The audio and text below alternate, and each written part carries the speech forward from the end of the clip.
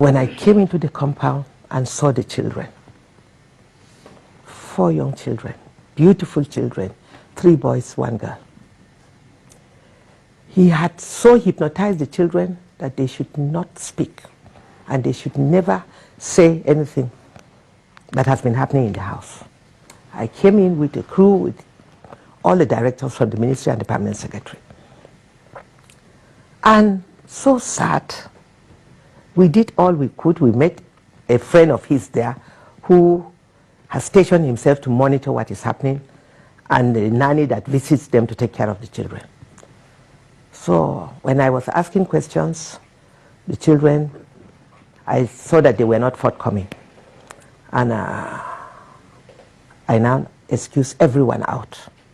I said I needed to have one-on-one with the children.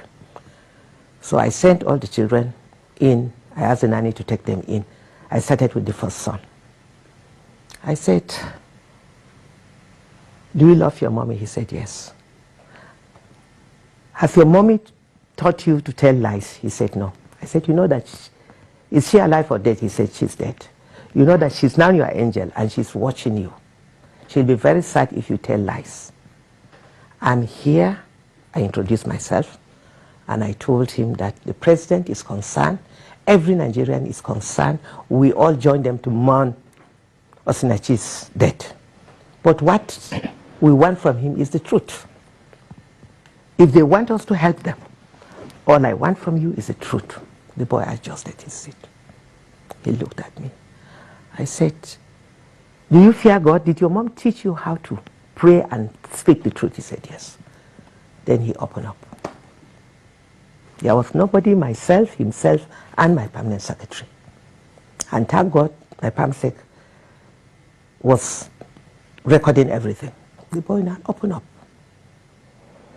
and said that their dad used to beat their mom, and their mom was always sad. She would always sad and thinking he will beat her and fling her off.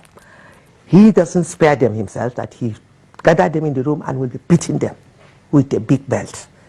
If the mom comes in to ask him to stop, he will turn back on her, beat her, lift her, fling her up. And that has always been the issue. And that they are always scared, and that he doesn't go out, he's always in the home. It's the mom that runs around.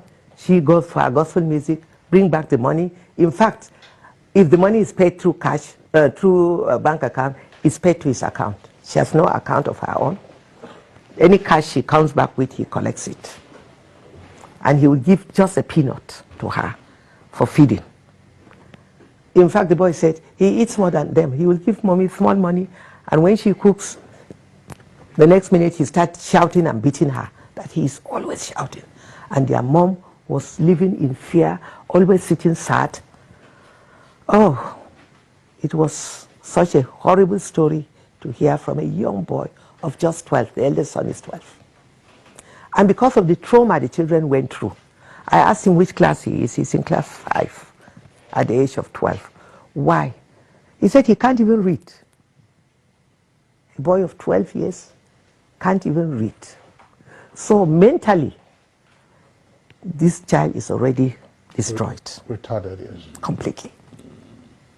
I was battling with tears. So when he finished, I asked him to move to the other side. I called the nanny to bring in the second child. The second son, wonderful, beautiful son, who is also gifted. Mm-hmm. I learned that he sings well. They mentioned it, so I asked him, I said, "Can you sing for me?" When he sang, you could hear his voice like an angel. The DPO had just come to do some investigation, and he met me there. We were all battling with tears. The DPO, a man, couldn't help his tears. The second son explained the same horrible situation that they've all been going through. So my pamsec said, even these two were enough. The other two, when I said, okay, call them and let's just...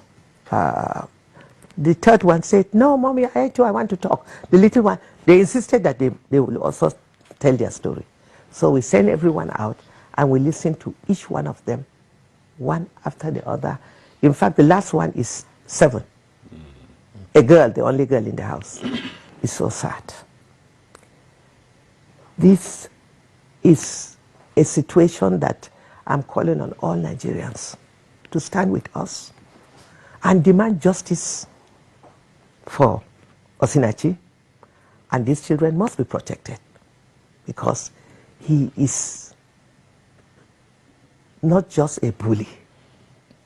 I lack words to describe this man. And it is sad that women, so many women are living and dying in abusive marriage. This is one out of so many that we are hearing. He stopped her from communicating with the entire family. None of her brothers come to the house. None of her sisters come to the house. I learned that she has a twin sister. Nobody comes in. Even when he beat hell out of her and she was rushed to the hospital, he took her to the hospital. And when the brother heard, he went there and he remained there and never allowed the brother to talk to her until she was on oxygen.